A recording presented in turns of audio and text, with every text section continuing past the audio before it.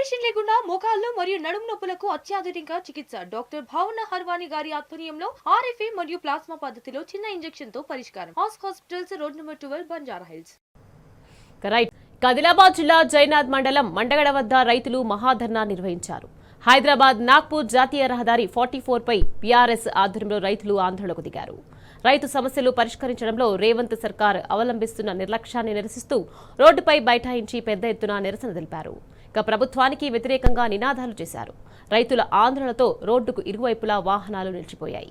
ఇక బీఆర్ఎస్ నేతలు సహా రైతులను పోలీసులు బలవంతంగా అరెస్ట్ చేశారు.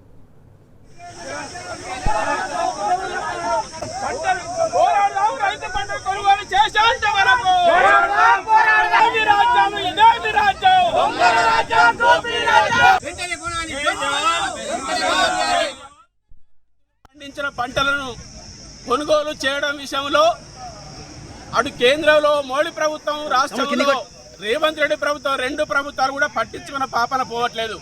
ఆదిలాబాద్ లో గెలిచినటువంటి BJP MLA Payal Shankar, BJP MP Nagesh, ఇవాళ రేవంత్ రెడ్డి సర్కార్ సంబంధించిన ప్రజాప్రతినిధులు ఏ ఒక్కరు కూడా రైతుల ఇబ్బందులను, రైతుల గోసను పట్టించుకునే పాపాన పోవట్లేదు. రైతులు ఇవాళ పండించినటువంటి సోయాబీన్ కానీ, కందుల పంటలు కానీ, జొన్న పంట కానీ ఇవాళ అమ్ముకుందామంటే మార్కెట్లో కొనే నాదులు లేడు.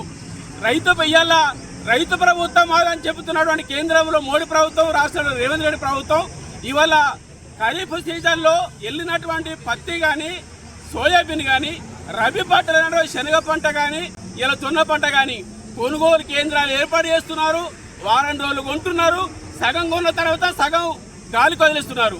నాడు బీఆర్ఎస్ ప్రభుత్వం ఉన్నప్పుడు కేసీఆర్ గారి నాయకత్వంలో కేసీఆర్ గారు ప్రతి గింజను కూడా కరోనా టైంలో కూడా ఇళ్లలోకి వెళ్ళి కొనుగోలు చేసిన పరిస్థితి మనం చూసాం. ఇప్పటికైనా కేంద్రంలో మోడీ ప్రభుత్వం, ఈ రేవంత్ రెడ్డి ప్రభుత్వం ఇప్పటికైనా స్పందించి రైతుల పంటలు కొనుగోలు చేయాలని, లేని ఏడల పెద్ద ఎత్తున ఉద్యమాలకు కోరుకుంటామని చెప్పి హెచ్చరిక చేస్తా ఉన్నాం.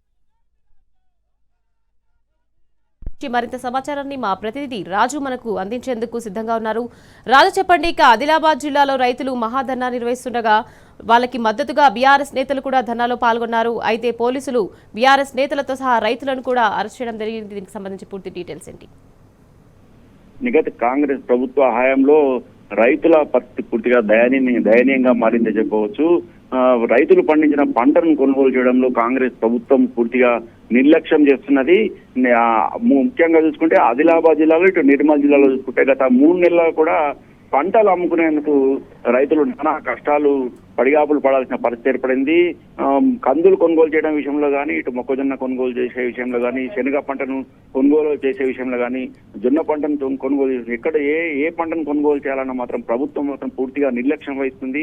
కొనుగోలు కేంద్రాలను నామమాత్రంగా ఏర్పాటు చేసి, నామమాత్రంగా కొనుగోలు చేసి చేతులు దుక్కుకోవడంతో రైతులు తాము పండించిన పంటను అమ్ముకోలేక నానా కష్టాలు పడుతున్న పరిస్థితి కనిపిస్తుంది.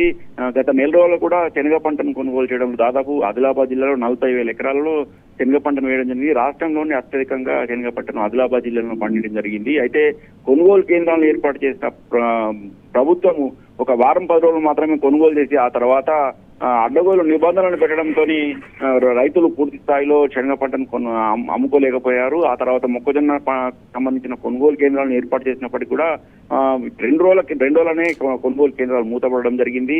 గన్ని బ్యాగుల కొరత ఉందని అధికారులు చెప్తున్నా ఆ సమస్యను పరిష్కరించడంలో మాత్రం ప్రభుత్వం పూర్తిగా విఫలమవుతుంది.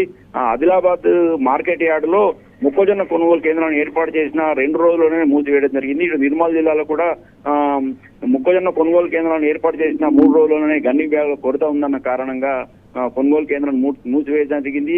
అయితే పంటను ఎప్పుడు కొంటారో, ఎప్పుడు కొనకుండా కొనుగోలు కేంద్రాన్ని మూసివేస్తారన్న ఒక అనుమానం మాత్రము రైతుల్లో ఏర్పడడం జరిగింది.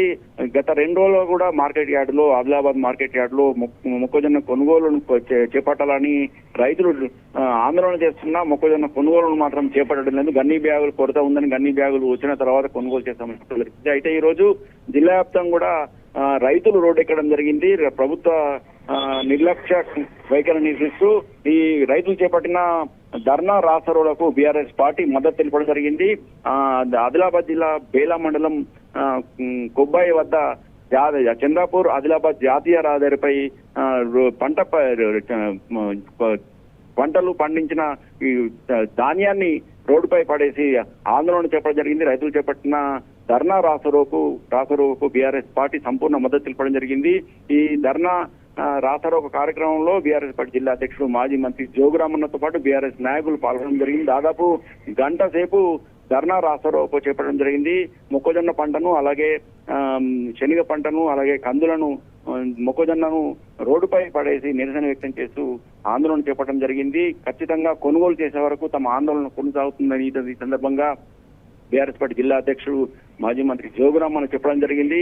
రైతులకు ప్రతి పంటను కూడా పూర్తి స్థాయిలో కొనే వరకు కూడా రైతులకు బీఆర్ఎస్ పార్టీ అండగా నిలుస్తుందని పేర్కొనడం జరిగింది. అయితే 5 రోజుల్లో వ్యవసాయ శాఖ అధికారులతోని, అలాగే మార్కెటింగ్ శాఖ అధికారులతోని పోలీసులు జోగురామన్నకు మాట్లాడడం జరిగింది. వాళ్ళు 5 రోజుల్లో కొనుగోలను పూర్తి స్థాయిలో కొంటామని హామీ ఇవ్వడం జరిగింది.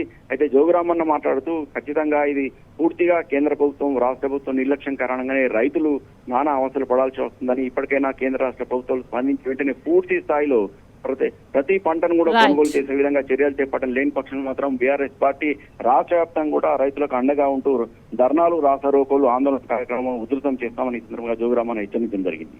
Right, thank you Raju.